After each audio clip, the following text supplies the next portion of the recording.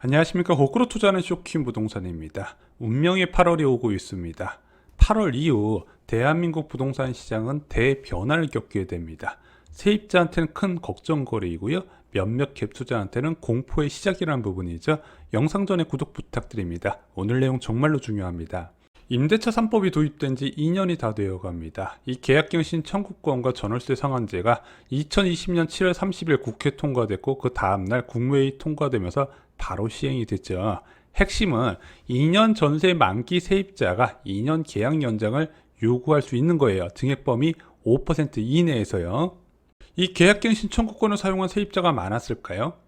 국토부가 서울 아파트 100개 단지를 조사를 했다고 합니다. 법 시행 전 이전에 일반적으로 연장하는 건이 한 57.2%인데 법 시행 후 6개월 후에 66.1%, 법 시행 후 10개월 동안은 77.7%까지 올라갔다고 합니다. 평균 거주 기간도 3.5년에서 5년으로 올라갔는데, 솔직히 이 임대차 3법, 임대인, 임차인 모두 불만 많은 법이에요. 하지만 오늘은 법 시행 이후에 지난 시점의 영향을 좀 분석을 해보고자 합니다.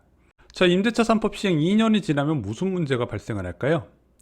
가장 표면적으로 드러나는 것은 2018년 하반기 전셋값으로 거주하는 세입자가 현재 전세 시세를 부담해야 되는 상황이 펼쳐질 수 있어요. 그래서 올해 8월이 세입자인 공포의 시간이다, 이런 이야기 많이 들어보셨죠? 그래서 계약갱신 청구권 사용 끝나면은 전셋값 폭등을 감당해야 된다, 이런 공포스러운 기사 많이 보셨을 겁니다.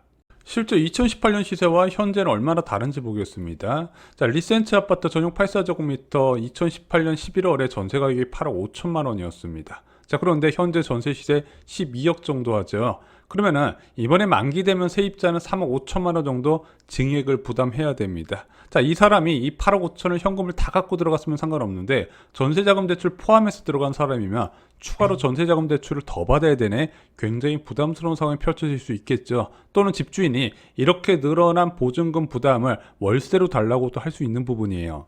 근데 강남권은요, 상승폭이 더 커요. 도곡 렛을 보면 전용 84제곱미터 전세 시세가 11억에서 11억 8천 정도였거든요. 지금 16억 5천만 원입니다. 거의 5억 가까이 올려줘야 된다는 거예요. 중저가 아파트도 비슷한 상황입니다. 다산 2편한 세상 전세 시세 전용 84제곱미터 2018년 12월 기준으로 3억에서 3억 5천만 원 수준이었거든요. 현재 5억 5천에서 5억 6천만 원입니다. 2억 정도 올려줘야 되죠. 일산 신도시 구축 아파트 동일합니다. 전용 84제곱미터 기준으로 3억 4천에서 3억 7천인데 현재 5억 2천에서 5억 3천 정도 줘야 된다는 거죠. 자, 이러다 보니 계약갱신 청구권 사용 임차인의 스트레스가 엄청나요. 야, 이거 전세 대출을 더 받아야 되나, 아니면 월세를 달라고 할까, 알 수가 없는 부분이죠. 싼 동네로 이사를 가야 되나, 이거 고민하시는 분도 굉장히 많이 계십니다. 그래서 실제 많은 전문가들이 야, 이런 식으로 세입자의 부담이 늘어나게 되면 자연스럽게 매매 수요로 연결될 수밖에 없을 것이다. 그래서 올해 8월 이후에 매수세가 폭증할 것이다, 이런 이야기가 나오고, 실제 올해 부동산 전망을 할 때 이것을 이유로 주택가격이 상승할 거라고 전망하시는 분들이 꽤 많이 계셨습니다.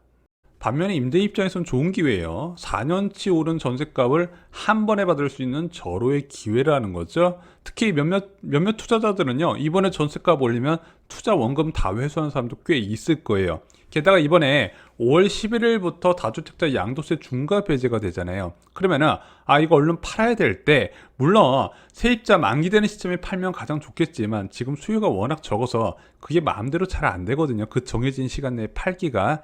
그러면은 세 낀 상태에서 파는 경우하고 열의 9인데 최대한 세를 높게 받아놔야 매도할 때 유리해요. 왜? 그 다음 갭 투자자의 투자금이 줄어들기 때문에 어떻게든 전세 보증금을 최대한 높게 받으려고 한다는 거죠. 그래서 임차인 입장에선 가장 좋은 것은요, 만기 전까지 전세값이 떨어지는 겁니다. 근데 운이 안 좋아요. 하필 올해가요, 서울 지역이 역대급으로 입주 물량이 적습니다. 전년 대비 36% 감소했어요. 올해가 유난히 심하더라고요. 자, 그런데 집주인들이 생각해야 되는 변수가 있어요. 바로 기준금리 인상입니다. 지금 금융 환경이 굉장히 빠르게 바뀌고 있죠. 자, 이 기준금리는 전세 시세에 영향을 주게 됩니다. 예금금리는 전세 공급과 관련이 되어 있고요. 대출금리는 전세 수요와 연관이 되어 있습니다. 자, 많은 분들이 전세값은 임대차 3법이 올린 거라고 생각하시는데 일부 영향은 있겠지만 저는 금리적인 부분이 가장 크게 작용을 했다 생각을 하고 있습니다. 자, 현재 전세 가격 좀 변화를 볼게요. 아까 리센츠 아파트 전용 84제곱미터가 2018년 11월에 8억 5천만 원이라고 그랬고 현재 12억이라고 말씀드렸거든요. 이 리센츠 전세 가격이 얼마까지 올라갔냐? 14억 5천까지 올라갔어요. 자, 작년 2021년 9월에 14억까지 올라갔는데 왜 지금 12억으로 떨어졌죠? 임대차 3법은 그대로인데 왜 그랬을까요? 바로 전세자금 대출 이자 부담이 크게 늘어났기 때문이라는 거죠. 그래서 수요 감소가 일어난 겁니다. 자, 실제 KB금융지주 경영연구소에서 발표한 자료를 보겠습니다. 전세대출 180조 원 규모, 이것이 전세와 주택가격 상승 요인이다. 전세자금 대출이 전세가격 상승을 이끌어왔더라. 그래서 이 전세가격이 계속 올라가니까 갭투자에 유리한 환경이 조성됐고 주택담보대출 규제가 강화되면서 대출을 많이 안 해주잖아요. 갭투자의 수요가 쏠렸는데 여기에 높은 전세가격이 한몫했고 거기에 전세자금 대출 제도가 큰 영향을 줬다는 부분이죠.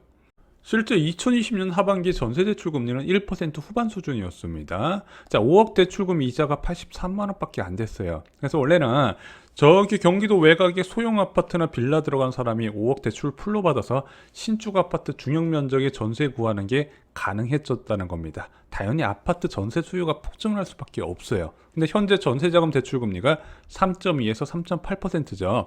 5억 대출을 받을 때 사용하는 사적 보증의 이자가 눈덩이처럼 늘어나면서 현재 145만 원까지 늘어났습니다. 특히 고가 전세의 수요가 많이 감소한 중요한 요인이에요. 그래서 8월에 오기 전에 기준금리가 오르면 세입자 부담이 줄어들어요. 그런데 가능할 것 같습니다. 현재 기준금리 1.25%예요. 여전히 저금리입니다. 역사적으로도 저금리 수준이에요.